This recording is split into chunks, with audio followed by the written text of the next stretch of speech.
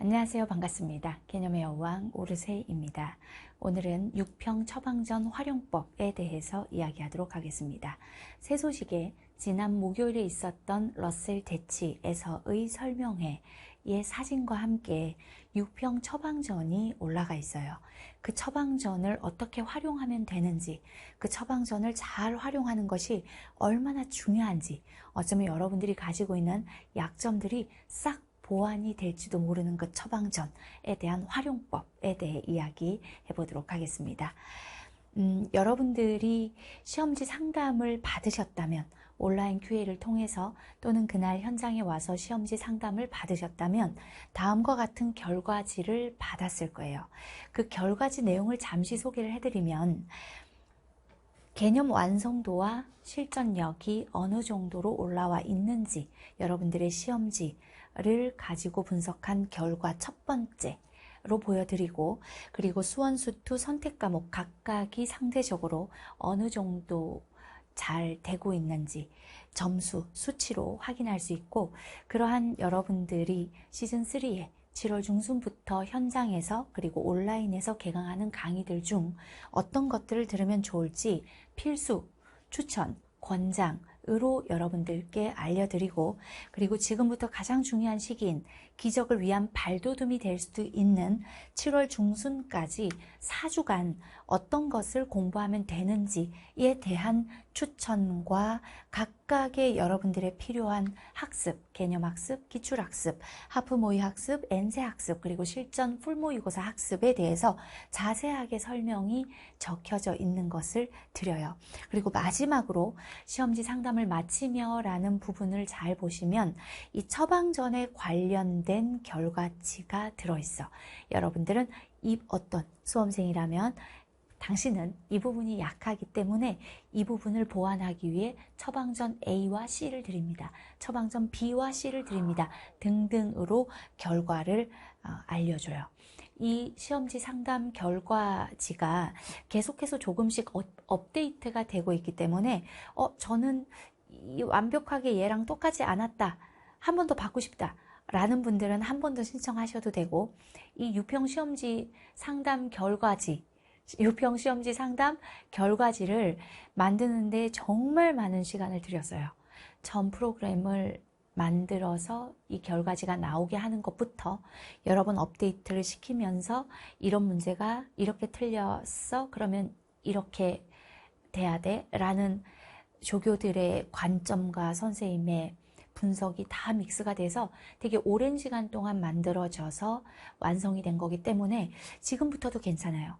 이 유평 시험지 상담을 언제든지 해줄 테니 지금부터 한 일주일 정도, 또 너무 오랫동안 해주면 유평에 대한 또 어떤 관심도가 떨어진 뒤에는, 그리고 너무 유평으로부터 멀어지면 유평에 머물러 있으면 안 되니까 진짜 유평을 끝을 내고 가겠다 하시는 분들, 나도 이거 상담지 한번 받아보고 싶다, 난 어디가 부족한지, 선생님의 커리 중에 뭘 들으면 좋을지 상담지를 통해서, 결과지를 통해서 한번 정확히 객관적 데이터로 받아보고 싶다 하시는 분들은 온라인 QA로 시험지 올리는 그 폼이랑 다 공지가 되어 있으니 온라인 QA로 시험지 상담을 신청하시면 이 결과지를 여러분들께 다시 보내드리도록 하겠습니다. 자, 어쨌든 이러한 결과 저희는 5가지의 처방을 해줘요. 그 중에 3가지에 대해서는 처방전을 만들어서 새 소식의 PDF 파일로 올려놨는데, 그 처방전이 어떤 건지 한번 설명을 해드리도록 하겠습니다. 자, 유평 처방전에는 처방전 A, B, C 3가지가 있어요. 처방전 A를 사용해야 하는 분들은 10번, 11번, 12번, 14번을 틀린 사람들이야. 11, 12, 14번을 틀린 사람.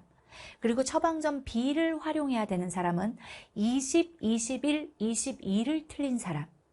이게 비슷한 색깔을 가지고 있는 문항끼리 모여 있는 거예요. 그리고 처방전 C를 사용할 사람들은 15번을 틀린 사람들이야. 자, 이것 각각을 틀렸을 때 왜 그 처방전을 사용해야 되는지, 거기에 각각에 대한 무엇이 들어있는지 자세히 하나씩 설명을 해드릴게요. 그리고 처방전은 안 나갔지만 8번, 9번, 14번을 틀린 사람, 그리고 1번에서 7번, 16번에서 19번 틀린 사람, 그 중에 하나 이상이라도 틀린 사람은 뭘 해야 하는지 설명을 해드리도록 할게요.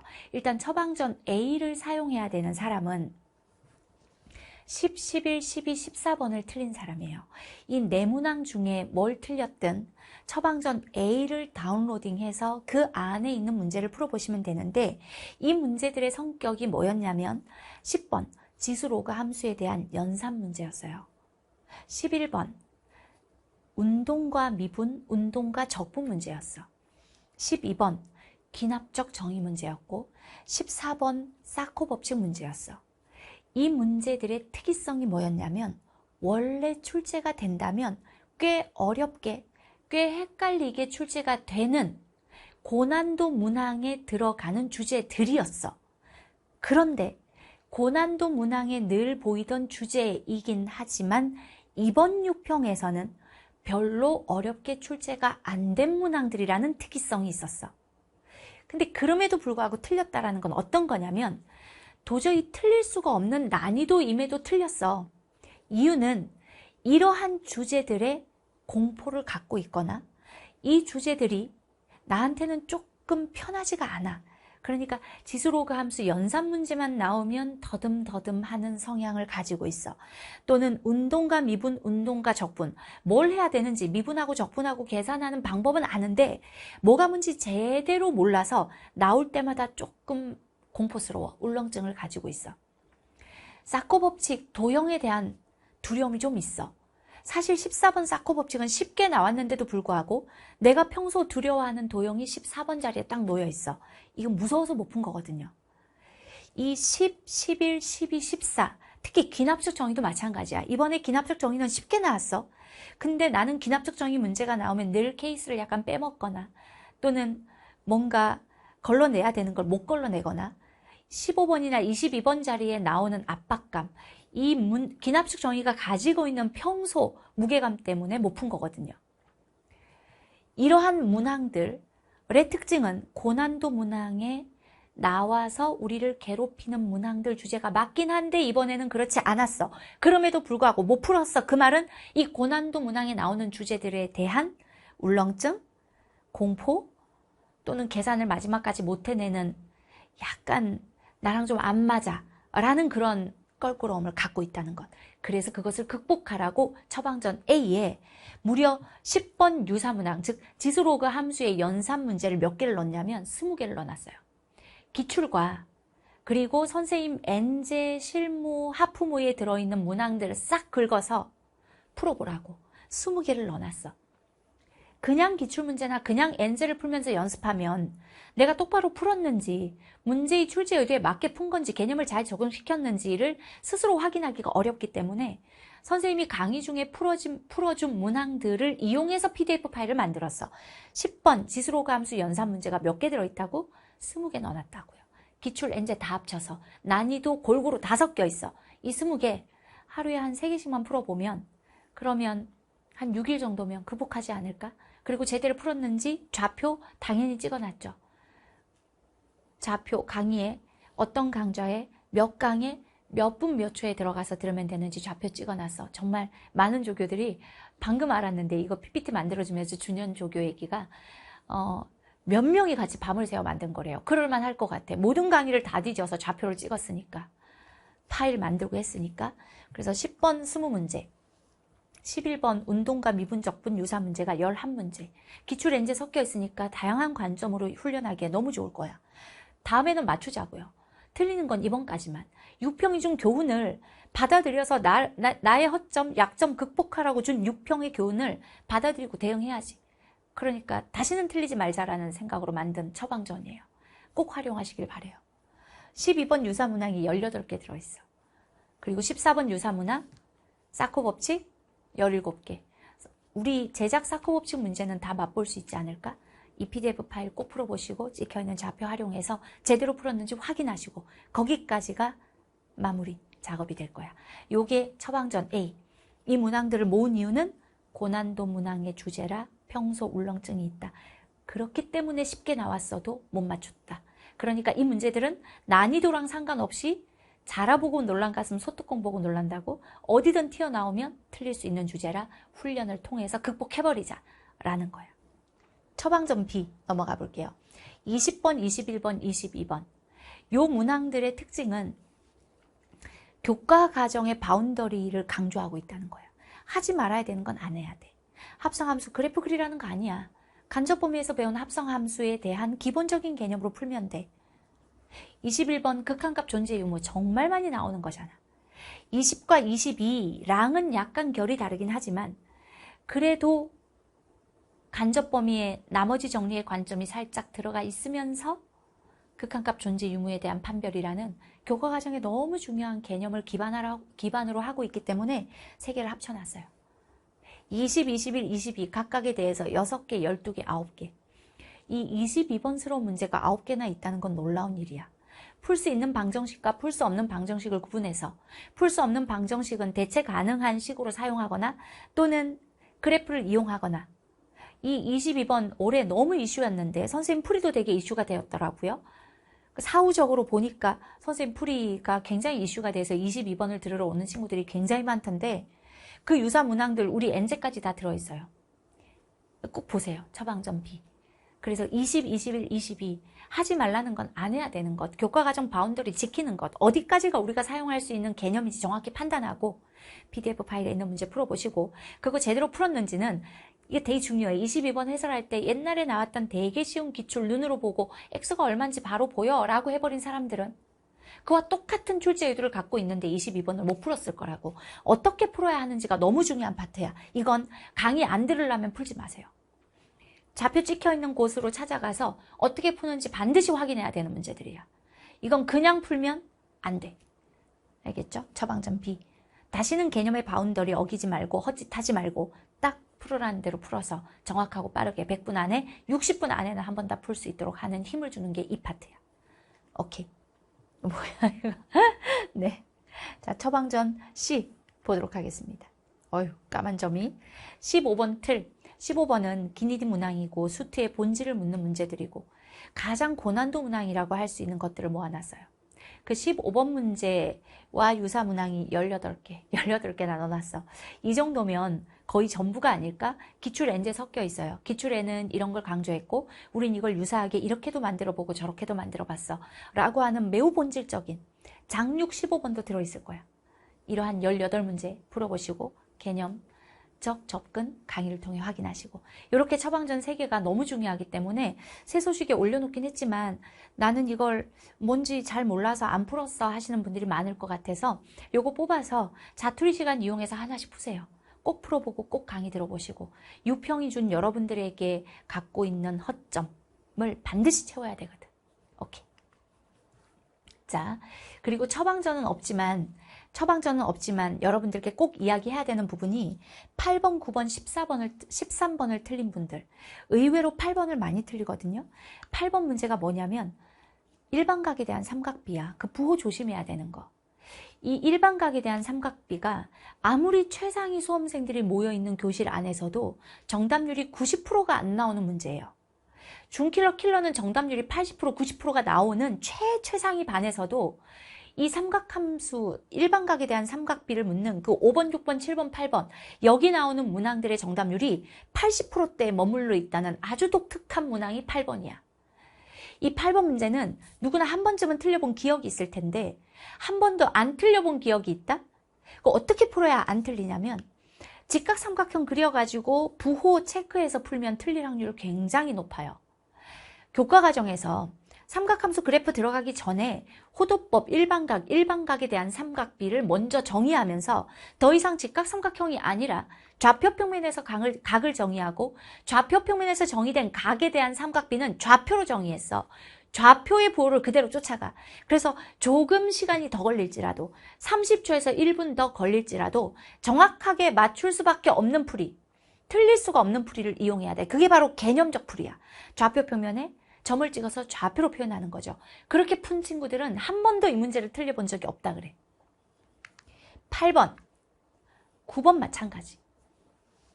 13번 마찬가지. 이런 문항들의 특징. 13번 이번에 장육, 작구, 작수 계속해서 출제됐던 정적분의 정의와 넓이의 관계성. 아무 강의에서도 유평 시작하면서 1콕인지 2콕인지에서 그것부터 한 것 같아. 계속 13번 자리에 반복해서 내는 이유가 있지 않겠냐. 수험생들은 아직도 이에 대해 잘 모르는 것 같다라는 판단을 한 게 아닐까라는 이야기를 했어요. 8, 9, 13 중에 무언가를 틀렸다. 뭘 한다? 개념과 BQ 강의 다시 들어야 돼요. 정확히 교과 과정에서 그 개념을 왜 만들었는지, 그 개념을 정확히 어떻게 정의했는지, 그걸 문제풀이에 어떻게 사용해야 되는지를 가르쳐주는 건 개념과 개념적 접근을 2점, 3점 또는 약간 쉬운 4점까지의 BQ 문항들에 적용시키는 걸 보여주는 개념 플러스 BQ 강의. 개념 에센스는 개념 플러스 BQ, SQ, 파이널로 구성이 되는데 그 첫 번째 개념 플러스 BQ 그 강의 꼭 들어야 돼. 그 강의 틀어놓고 앉아있으면 10개 중에 9개는 아는 얘기야 라고 할 수 있어. 근데 그 나머지 하나가 그게 여러분들에게 2점, 3점, 쉬운 4점을 뺏어가는 빈틈이 될 수 있으니까 빠른 배속으로 들어도 돼. 2배속으로 들어도 돼. 하다가 좀 어려운 파트가 나오면 조금 더 배속을 낮추고 2배속으로 들어도 되나 스킵은 안 돼. 단 하나도 빠짐없이 들어서 여러분들이 갖고 있는 빈틈은 내가 모르는 거거든. 내가 가지고 있는 빈틈은 내가 알 수가 없어. 내가 뭘 모르는지는 모를 수밖에 없어. 기억에 있어야지 이걸 알고 이걸 모르고를 알 텐데 모른다는 건 이미 기억에서 소실돼서 나가버린 거거든요.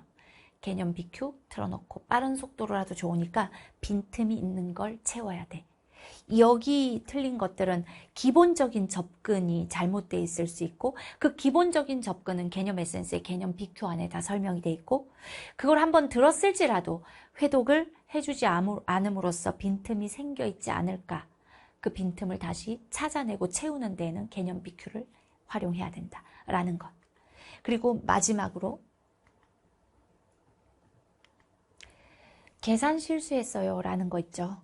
1번에서 7번, 16번에서 19번. 요거 다 푸는데 5분에서 10분 걸리거든요. 이 문제들 11문제 푸는데 5분에서 10분. 조금 더 걸릴 수도 있겠죠. 난이도에 따라서. 그건 이 계산 실수 어떻게 하죠? 선생님 저는 이 부분이 약한데 어떡하죠? 근데 어떤 부분이 어떻게 약하다 하더라도 부분에 대한 특이성은 있겠지만 결론은 뭐냐면 내가 약한 거 그건 계속 훈련을 통해서 강하게 만드는 수밖에 없어. 그 약한 부분에 노력을 가하는 수밖에 없어. 뾰족한 수는 없어요. 지름길 같은 건 없어. 훈련을 해야 돼. 그 부분이 약해? 자꾸 계산 실수를 해? 그러면 통으로 모의고사를 뽑아서 기출문제 가지고 하면 돼. 기출문제를 통으로 뽑아서 요 부분 딱 10분 시간 재고 오늘은 절대 안 틀려야지. 내가 요런 계산 실수는 잦은 사람이야. 요거 나오면 주의해야지.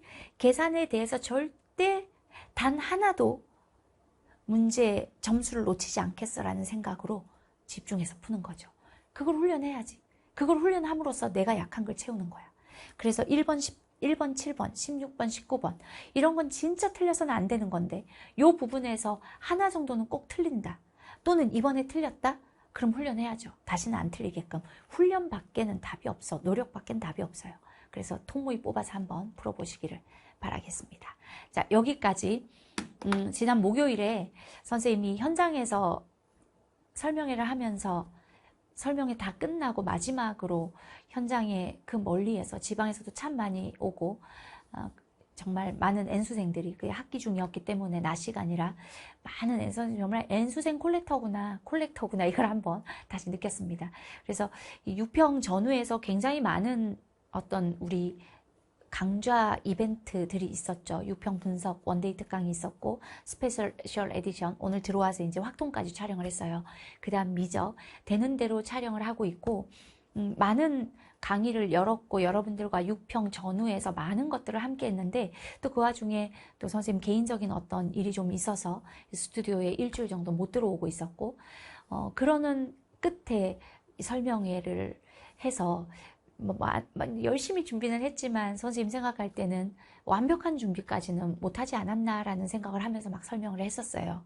근데 지방에서도 올라오고 많은 N수생들이 기숙에서 탈주하여 그날 외출해서 오고 이래서 좀 그 시간이 그날이 의미 있는 시간이기를 바랬고, 그래서 조교들을 11명 배치해서 조교 11명이 1대1 상담을 그날 참석하신 약 200분 대상으로 거의 한 것 같아요.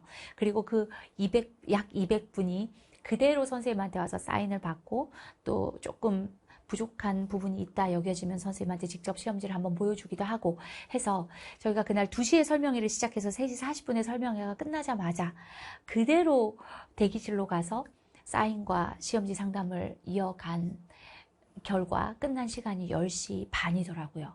그래서 한 8시간 정도의 시간 동안 8시간 정도 여러분들과 함께 하면서 굉장히 행복하기도 하고 또 힘들기도 했지만, 여기 2번은 못하겠다 싶은 힘듦이 있긴 했지만 아주 가치로운 시간이 됐으면 좋겠다라고 기도를 하면서 시작했었는데, 우리에게도, 선생님에게도, 조교들에게도, 그리고 상담을 받고 간 여러분들께도 아주 괜찮은 시간이었던 것 같아서 기뻤습니다.